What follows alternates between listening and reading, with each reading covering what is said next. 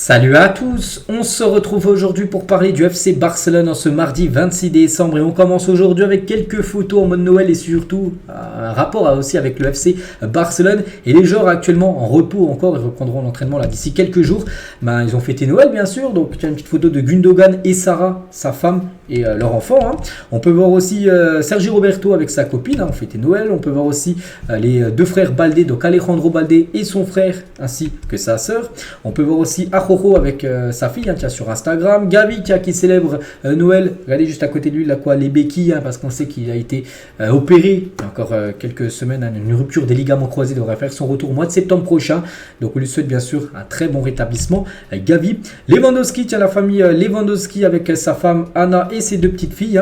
Voilà lors de Noël en gros. Rafinha la même chose. On peut voir aussi toujours avec Rafinha, il s'est offert un petit cadeau, il s'est fait un nouveau tatouage, en plus un tatouage en rapport avec le Barça parce qu'il s'est fait tatouer le titre de la Liga obtenu la saison dernière.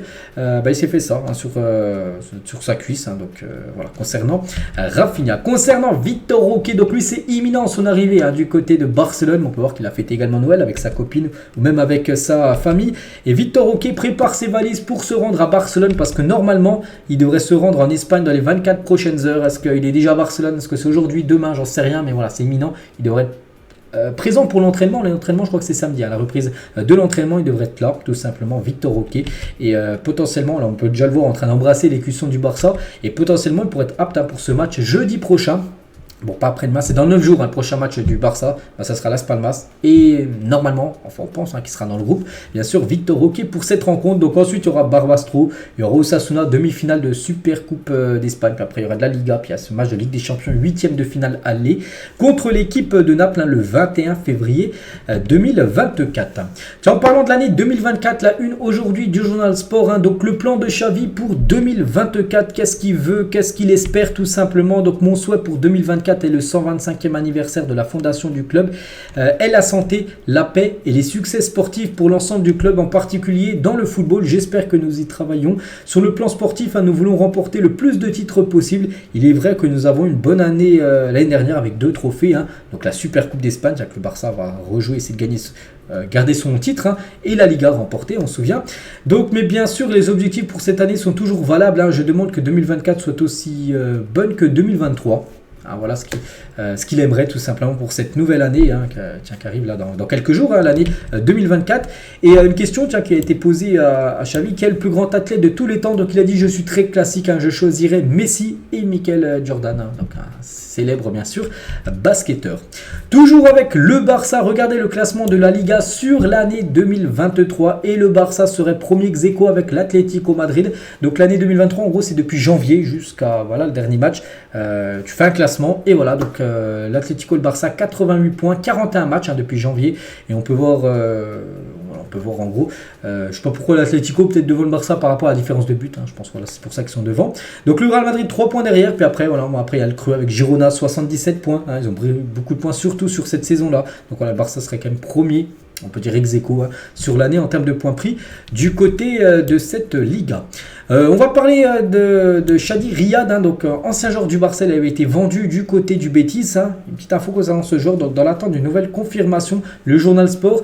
Donc le Barça a déjà pris la décision d'activer l'option de rachat, le racheter, le faire revenir au club de 7 millions d'euros sur Chadi Riyad qui connaît une saison exceptionnelle avec le Betis Séville. Il rejoindra le club en juin prochain. Donc le Barça l'a vendu au Betis pour 3,5 millions d'euros l'été dernier avec une option de rachat de 7 millions d'euros. Et du coup, vu qu'il est très performant, le Barça se dit peut-être on a laissé vraiment filer une pépite là, donc du coup ils avaient mis une clause de rachat le double par rapport à ce qu'il avait vendu, et du coup il devrait revenir. Donc le club va maintenant activer cette option, a déjà informé le Betis et Chadi Riyad que le Barça voulait son retour dès juin prochain. Manchester City discute en interne pour acheter Savinho et le ramener au club la saison prochaine. Donc pourquoi on parle de City avec Savinho, un joueur de Girona? Parce que le Barça était aussi intéressé par rapport à ce joueur. Donc la star de Gérone, Savinho, est sur le radar du Barça. C'était une info qui datait du 6 décembre dernier. Je pense que le Barça est toujours intéressé, alors que maintenant City rentre dans la course tout simplement. N'oubliez pas que l'équipe de Girona et City, ils ont le même propriétaire. Donc, on pense que voilà, pour le Barça, ça peut être très compliqué de le faire venir si, bien sûr, le propriétaire de City le souhaite, bien sûr, du côté de Manchester. Eric Garcia est à vendre. Il ne reviendra pas au Barça après son prêt à Gérone. On sait qu'en plus, c'est un prêt avec succès quand même. Son prêt qui est très satisfaisant pour lui, du côté de Girona, où il est très bon.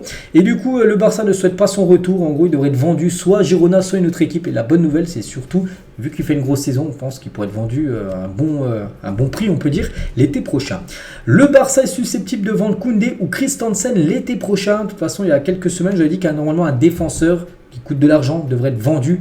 Il y a Rojo, on sait qu'il coûte beaucoup d'argent, 100 millions d'euros, mais bon, le Barça souhaite le conserver. Et peut-être un des deux là pourrait quitter le club. Donc le Barça fera une grosse vente en défense. Donc Inigo Martinez, aucune offre importante arrivera en raison de son âge, parce qu'il est plutôt vieux, Inigo.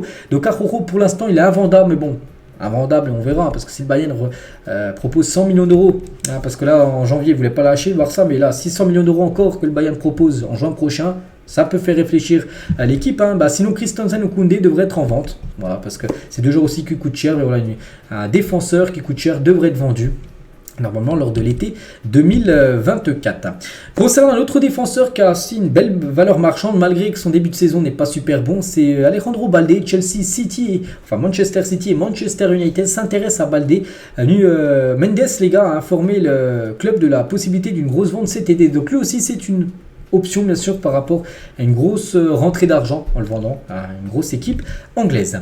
On va parler cette fois-ci de Lewandowski. Donc au club, ils connaissent l'intérêt de l'Arabie Saoudite pour Lewandowski, leur volonté de lui donner un salaire astronomique, mais le joueur ne pense pas à cette étape pour le moment et se voit à un niveau élevé pour jouer au Barça encore 2 saisons. C'est vrai qu'il sait que l'Arabie Saoudite lui fait du pied pour essayer de le faire venir, mais pour l'instant lui il se dit il va encore rester comme dans un top championnat, un top club. Donc le Barça avant de peut-être aller vraiment en fin de carrière là-bas en Arabie Saoudite. Donc le Barça veut modifier le contrat de Lewandowski la saison prochaine. Son salaire augmentera considérablement. Ça, quand il avait signé, et en gros il avait signé avec un salaire progressif, dire un bon salaire quand il arrivait, puis au fil des années plus il reste et plus son salaire augmente. Et ça, pour le Barça qui est dans le rouge, et au vu des performances de Lewandowski là cette saison, c'est pas trop une bonne nouvelle, même pas du tout.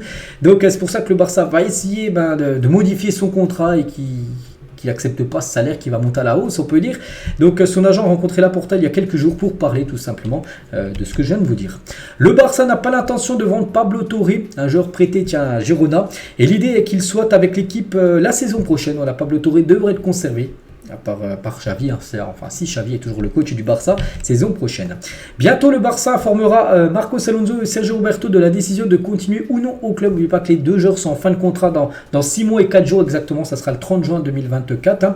Donc il y a des doutes qu'avec Roberto il veut rester et a le soutien du staff technique et il est prêt à faire un nouvel effort financier même si son salaire est l'un des plus bas de l'équipe. C'est vrai que c'est un tout petit salaire, il est même prêt à toucher encore moins d'argent Sergio Roberto pour rester encore une année au club. Pourquoi pas, en plus regardez, il a été décisif lors du dernier match officiel avec son doublé. Donc voilà, vraiment s'il coûte quasiment rien, je pense que oui, il faut le garder. Bon, concernant Marcos Alonso, lui je pense que c'est le plus délicat. Et lui, c'est quasiment sûr qu'il quittera l'équipe en fin de saison, vu qu'il est en fin de contrat, le Barça ne devrait pas le prolonger. Julián Álvarez à propos de son avenir, donc Real Madrid ou Barcelone, c'est une question qui lui a été posée. Il a dit la vérité, c'est que je suis très heureux à Manchester City. Elle a répondu ça. Donc voilà, il se concentre à fond sur son équipe anglaise. Estevao et son père donnent la priorité à Barcelone, mais les hésitations du club en raison des conditions financières du Barça pourraient les pousser à prendre une décision plutôt que d'attendre, surtout avec la pression des grands clubs européens, parce que le Barça, en gros il aurait le joueur, s'il avait le choix, il irait du côté du Barça, mais on sait que le Barça pour le faire venir c'est compliqué. Il y a déjà Victor Roque qui arrive en pépite, donc voilà, ça, en gros ça a un prix tout simplement, Estevao. Donc voilà, en gros si le Barça tarde trop, peut-être son père et lui prendront un autre club. Il pourrait bien sûr aller dans une autre grosse équipe européenne. Tiens, Lamine Yamal, les gars, aujourd'hui atteint une valeur marchande de 60 millions d'euros sur le mercato. Donc bien évidemment, le Barça ne souhaite pas le vendre, mais si il pourrait le vendre, il coûterait 60 millions d'euros. Bon, c'est ce qu'ils disent, Transfermarkt. Je pense qu'il coûte bien plus cher. Au vu de son âge et déjà de ce qu'il a fait, je pense qu'il coûterait même quasiment 90 millions d'euros actuellement, Lamine Yamal, vu qu'il est très jeune et surtout très bon. Félix, tiens, des photos de Félix. Qu'est-ce qu'il fait, le joueur du Barça actuellement? Il est en Arabie Saoudite. Voilà, Félix, pour passer quelques jours encore de vacances, on va dire de repos avant le retour à l'entraînement fin de semaine.